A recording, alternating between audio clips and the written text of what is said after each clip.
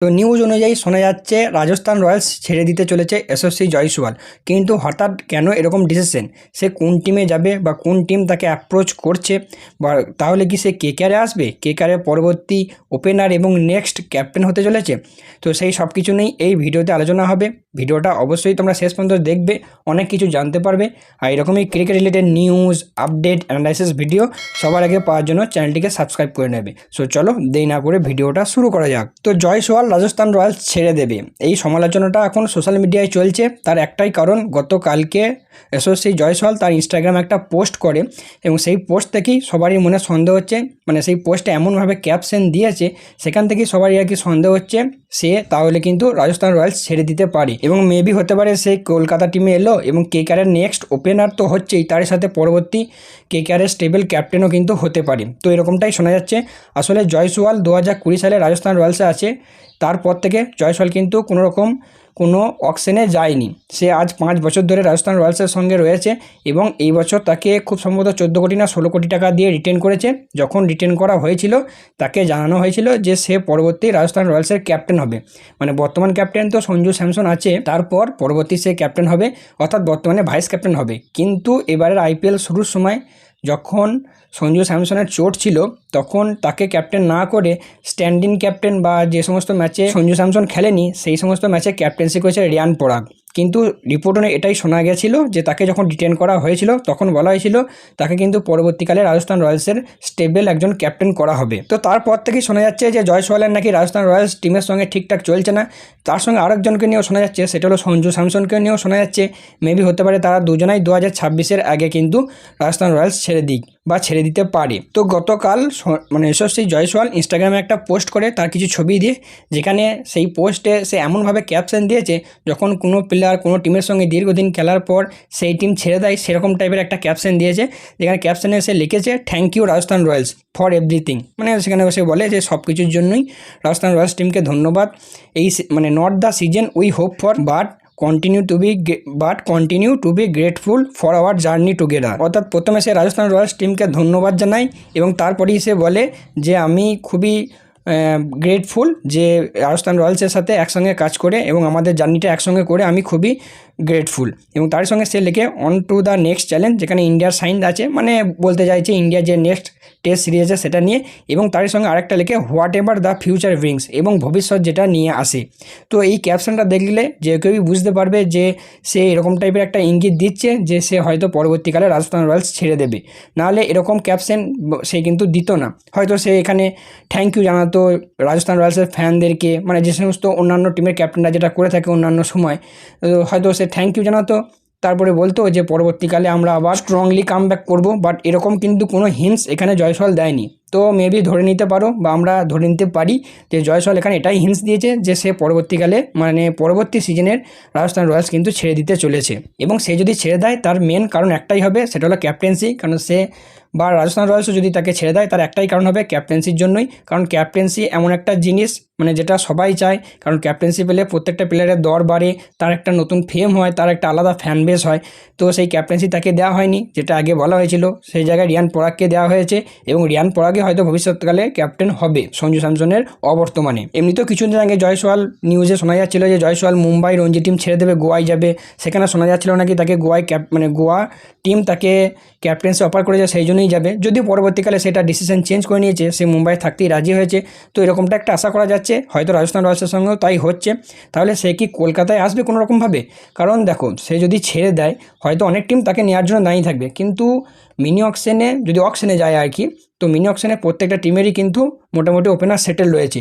যদি একটু ভালো করে খেয়াল করে দেখো সব টিমেরই ওপেনার সেটেল রয়েছে, প্লাস ক্যাপ্টেন্সিও কিন্তু সেটেল রয়েছে। এবার মিনি অকশনে গেলে একটা প্লেয়ারের দামও হয়তো উঠবে, সে হয়তো যাকে মানে যে টাকা দিয়ে তাকে রিটেন করা হয়েছে তার থেকে অনেক বেশি, সে হয়তো 20-22 কোটি টাকা পেয়ে যেতে পারে। কারণ জয়সওয়াল হচ্ছে নেক্সট ভবিষ্যতের ইন্ডিয়ার সুপারস্টার। যদিও এখনও সে সুপারস্টার হয়ে গেছে, বাট পরবর্তীকালে সে হয়তো রোহিতের মতো একজন প্লেয়ার হয়ে উঠতে পারে। তো সেই জন্যই তার একটা ক্যাপ্টেন্সিও দরকার আছে। তো সেই জন্যই খুব সম্ভবত হতে পারে যে তাকে ট্রেড করে অকশনে না গিয়ে ট্রেড করে কলকাতা তাদের টিমে নিয়ে এলো। কলকাতা হয়তো তাকে অ্যাপ্রোচ করেছে, অ্যাপ্রোচ করে সেও হয়তো রাজি হয়েছে, কলকাতা হয়তো তাকে ক্যাপ্টেন্সি দেওয়ার কথা বলেছে, তো সেই জায়গায় হয়তো ট্রেড করে তাকে নিয়ে আসতে পারে। এবার ট্রেডটা কীরকম হবে সেটা একটা দেখার বিষয়, যেহেতু একটা এত বড় অ্যামাউন্টের টাকা রাজস্থান তাকে দিয়েছে, খুব সম্ভবত 16 কোটি না 14 কোটি বটে, তো সেই টাকাটা দিয়ে যদি তাকে ট্রেড করে আনতে হলে সেই টাকাটাই তাকে দিতে হবে। তো সেই টাকাটা যদি কেকেআরকে দিতে হয় তাহলে কেকেআরকে কিন্তু বেশ কিছু প্লেয়ারকে খালি করতে হবে, মানে বেশ কিছু বড় বড় প্লেয়ারকে, মানে যারা আর কি এবারে বেশি দাম পেয়েছে সেই সমস্ত প্লেয়ারকে খালি করতে পারে। তো সেই জায়গায় হতে পারে কেকেআর কিছু প্লেয়ারকে ছেড়ে দিল, অন্যদিকে রাজস্থানও কাউকে একটা মিডল অর্ডারে চাইলো, কারণ রাজস্থানের ওপেনিং এক প্রকার বলতে পারো জয়সওয়ালকে ছাড়াও কিন্তু সেটেল, সে জায়গায় হয়তো সঞ্জু স্যামসন ওপেন করবে, তাছাড়া হয়তো তার সঙ্গে জয়সওয়াল না থাকলে ভৈভব সূর্যবংশী যে আছে তাকে কিন্তু রাজস্থান ছাড়তে চাইবে না, তো সূর্যবংশীকে দিয়ে ওপেন করাতে পারে। তো রাজস্থানে তো ওপেনারটা সেটেল, যেখানে কেকেআরে কিন্তু সেটেল নয়, তো হতে পারে কেকেআর তাদেরকে ওপেনার নিয়ে এলো, আর রাজস্থান সেই জায়গায় রাজস্থানে এবারে যেহেতু মিডল অর্ডারে তোমার কি বলবো অলরাউন্ডারের একটু অভাব রয়েছে, মিডল অর্ডারে ভালো ব্যাটসম্যানের অভাব রয়েছে, হেডমায়ার সেরকম ফর্মে নেই, সেই জায়গায় হয়তো মিডল অর্ডারে কোনো প্লেয়ারকে দিতে পারে, হয়তো হেডমায়ার জায়গায় রমন পাওয়ালকে তারা চাইতে পারে। তাছাড়া রমনদীপ সিংকে এবারে কেকেআর খুব একটা কাজে লাগাতে পারেনি, বা রমনদীপ সিংয়ের খুব একটা ফর্মও ভালো যায়নি, সেই জায়গায় রাজস্থান হয়তো তাকে নিতে পারে, তাকে নিলে সে ব্যাটিংও করবে বোলিংও করবে, মানে একটা অলরাউন্ডার, কিন্তু ভালো অলরাউন্ডার রাজস্থান পেয়ে যাবে। তো সেই জায়গায় হয়তো হতে পারে রাজস্থান এরকম একটা ট্রেড করতে পারে, বা আরও একটা ট্রেড কিন্তু সম্ভব, সেটা হলো ভেঙ্কটেশ আয়ার। কারণ ভেঙ্কটেশ আয়ারকে নিয়ে আমি গত 2-3টে ভিডিওতে বলেছি যে রিপোর্ট অনুযায়ী শোনা যাচ্ছে যে ভেঙ্কটেশ আয়ার খুব সম্ভবত এবার ভেঙ্কটেশ আয়ারকে কেকেআর ছেড়ে দেবে, মেবি তাকে ট্রেড করতে পারে বা তাকে অকশনের জন্য ছেড়ে দিতেও পারে।